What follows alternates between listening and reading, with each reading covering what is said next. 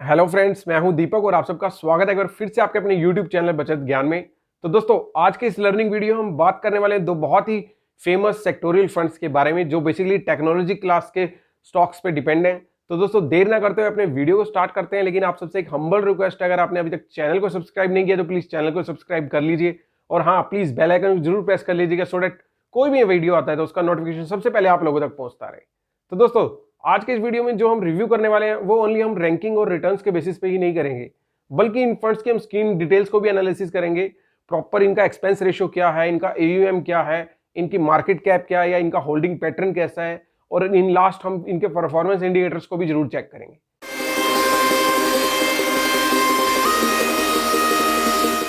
So friends, आज के इस रिव्यू को स्टार्ट करने से पहले आप लोगों को एक चीज का पता होना बहुत जरूरी है। जो सेक्टोरियल फंड्स होते हैं, जो उनमें रिस्क का फैक्टर है वो काफी ज्यादा होता है इन कंपैरिजन ऑफ जो अदर इक्विटी स्कीम्स होती हैं।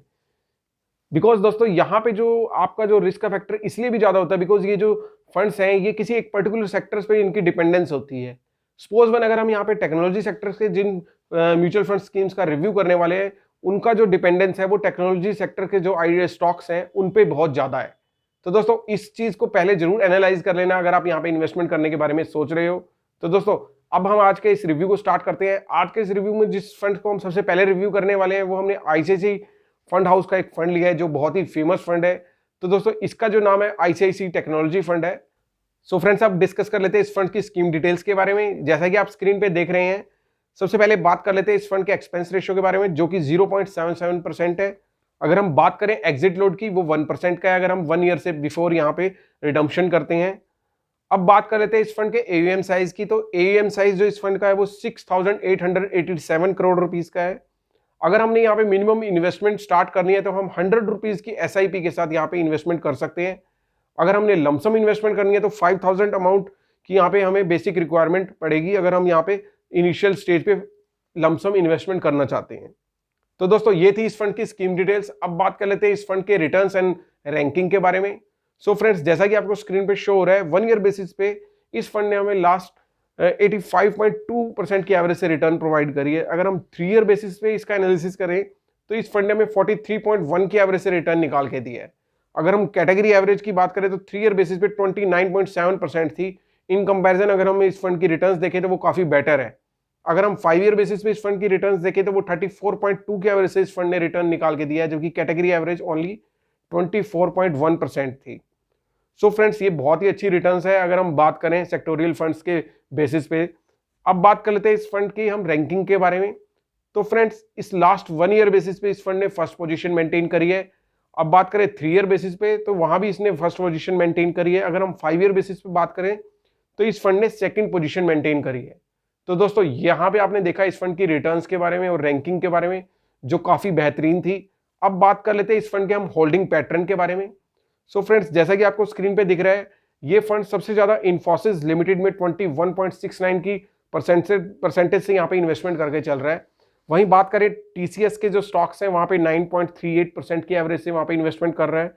इसके बाद HCL technology, Tech Mahindra, Persistent Systems, यहाँ पे ये इन्वेस्टमेंट करके चल रहा है। ये इस फंड के टॉप 5 होल्डिंग्स हैं।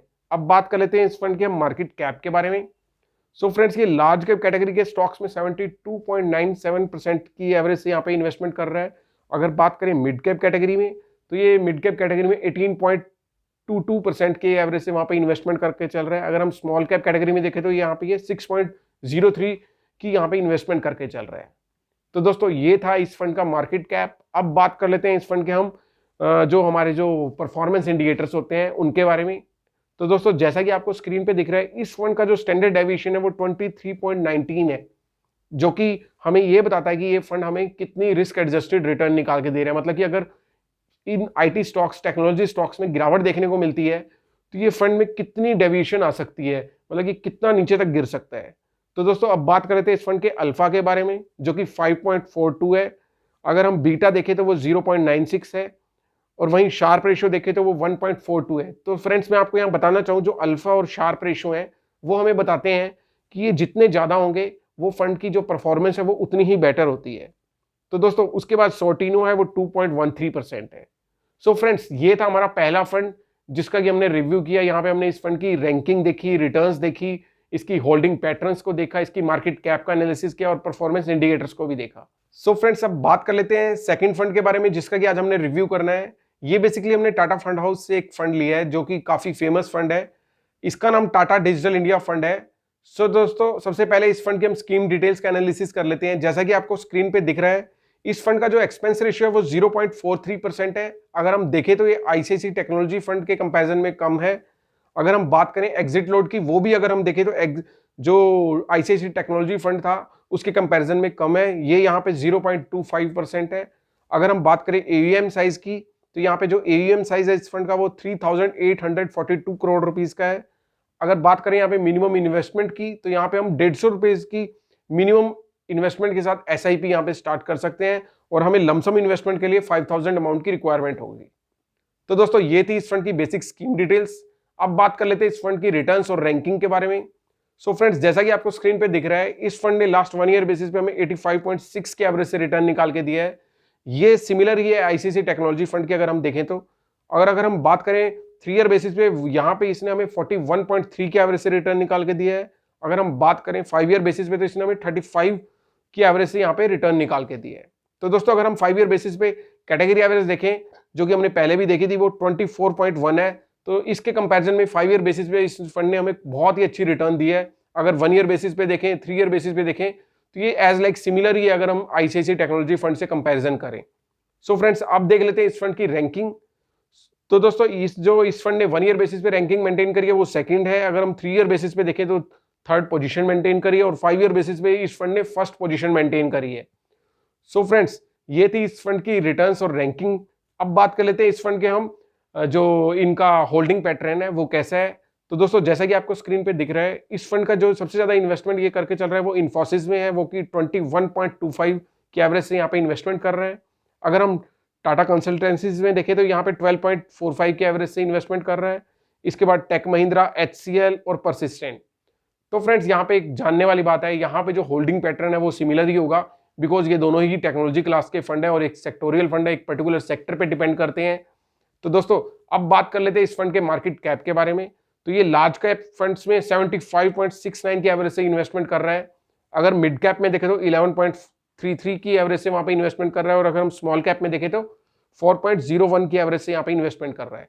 तो फ्रेंड्स, यहाँ पे देखने वाली बात है, जो टाटा डिजिटल इंडिया फंड है वो स्मॉल कैप कैटेगरी के स्टॉक्स में in comparison of ICICI technology fund काफी कम इन्वेस्टमेंट करके चल रहा है। वो 6 पॉइंट समथिंग की एवरेज से वहां पे इन्वेस्टमेंट करके चल रहे थे। तो दोस्तों, अब बात कर लेते हैं इस फंड के हम जो परफॉर्मेंस इंडिकेटर्स हैं उसके बारे में। अगर हम स्टैंडर्ड डेविएशन की बात करें तो ये इस फंड की जो स्टैंडर्ड डेविएशन है वो 21.51 है। तो दोस्तों, इससे पता चलता है ये fund in comparison of ICICI technology fund से काफी कम रिस्क ले रहा है। अब बात कर लेते हैं अल्फा की। अल्फा इस फंड का जो है 5.51 है। अगर हम शार्प रेशियो देखें तो वो 1.48 है और सोर्टिनो की बात करें तो वो 2.38 है। सो फ्रेंड्स, ये थे इस फंड के परफॉर्मेंस इंडिकेटर्स। तो आई होप सो आपको ये रिव्यू जो हमने किया दोनों फंड्स का, इससे काफी इंफॉर्मेशन मिल गई होगी। इन फंड्स की जो करंट परफॉर्मेंस है उनके बारे में पता चल गया होगा। होप सो आपको ये वीडियो अच्छा लगा हो। लेकिन आप लोगों से एक एडवाइस है, कभी भी आपने इन फंड्स में अगर इन्वेस्टमेंट करनी है तो आप इन फंड्स का जो रिस्क का पैरामीटर है उसको जरूर एनालिसिस कर लें, बिकॉज ये एक पर्टिकुलर सेक्टर पे डिपेंड करते हैं। तो होप सो फ्रेंड्स, आपको इस रिव्यू को देख के आइडिया लग गया होगा कि कौन सा फंड बेटर है, किसमें वो इन्वेस्टमेंट करके चल सकते हैं। तो दोस्तों, अगर आपसे एक रिक्वेस्ट है, अगर आपने अभी तक चैनल को सब्सक्राइब नहीं किया तो प्लीज चैनल को सब्सक्राइब कर लीजिए और प्लीज बेल आइकन को जरूर प्रेस कर लीजिएगा, बिकॉज मैं डे टू डे बेसिस पे म्यूचुअल फंड या किसी न किसी इन्वेस्टमेंट की स्ट्रेटेजी को लेकर आपके सामने वीडियो लेकर आता रहता हूं, सो दैट कोई भी आप नया वीडियो आए तो उसका नोटिफिकेशन सबसे पहले आप लोगों तक पहुंचता रहे। तो friends, now the time of signing off. Till the time, stay invested and stay healthy.